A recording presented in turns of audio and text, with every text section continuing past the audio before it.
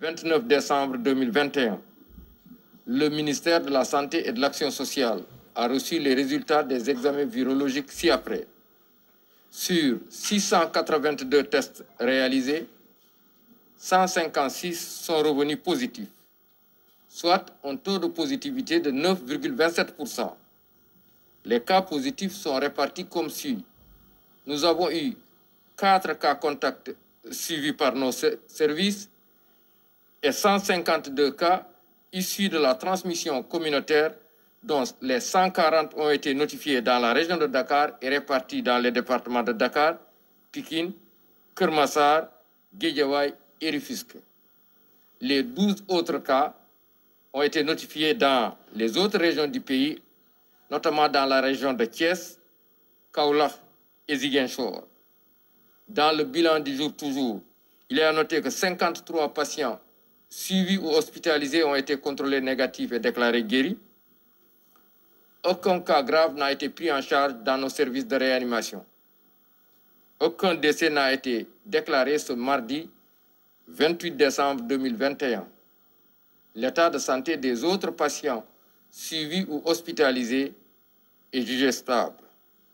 À ce jour, 74 672 cas ont été déclarés positifs, dont 72 422 guéris, 1890 décédés et donc 359 patients encore sous traitement. Le ministère de la Santé et de l'Action sociale informe par ailleurs que depuis le début de la campagne de vaccination contre la COVID-19, 1 354 162 personnes ont été vaccinées sur l'étendue du territoire national.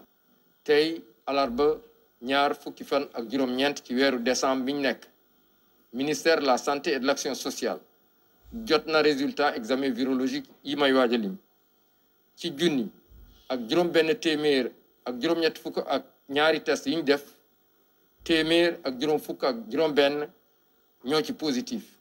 ci positif yooyu seen lim ni la tëddee. am nañ ci ñeent cas contact mooy ñi jot ci mbas mi fekk dañoo jaxasoo woon ak ñu yore doomu jàngoro ji. ñeneen ñi des toll ci téeméer ak juróom fukk ak ñaar ñëpp ay communautaire lañ, mooy que dañoo jot ci mbas mi fekk xamuñu fi ñu ko jëlee wala ki leen ko wàll. seen lim ni la tëddee. ci Ndakaaru ak li ko wër am nañ ci téeméer ak ñeent fukk ci département, ñu ngi ci département de Dakar, ci Pikine, Keur Massar, Guédiawaye ak Rufisque. yeneen fukk ak ñaar yi ñu nga ci yeneen région yi, plus précisément ci région de Thiès, Kaolack ak Ziguinchor. ci bilan bu tey bi toujours ñu xamal leen ne que juróom fukk ak ñett si malade yi entré woon hôpital wala ñi nga xam ne ñu leen topp ci biir kër yi wér nañu, bés ni ki tey dinañu génn bi si yàlla àndee. amul kenn ku nekk réanimation. amul tamit kenn ku génn àdduna ba su démb talaata ñaar fukki fan ak juróom-ñett ci weeru décembre bi ñu nekk. ñeneen ñi des hôpital ak ñi nga xam ne ñu leen topp ci biir kër yi ñu ngi am tan. ci bésu tey dalee ko ci kaw bu njëkk ba, Sénégal wëññi na juróom-ñaar fukki junni ak ñeent yu teg juróom-benn téeméer ak juróom-ñaar fukk ak ñaar ñi nga xam ne jot nañ ci doomu jàngoro ji. ci ñooñu juróom-ñaar fukki junni ak ñaar yu teg ñeent téeméer ak ñaar fukk ak ñaar wér nañ si. junni ak juróom-ñett téeméer ak juróom-ñeent fukk ñoo ñàkk seen bakkan. mu des ci loxo docteur yi wala malade ñi nga xam ne ñu leen topp ci biir kër yi ñett téeméer ak juróom fukk ak juróom-ñeent.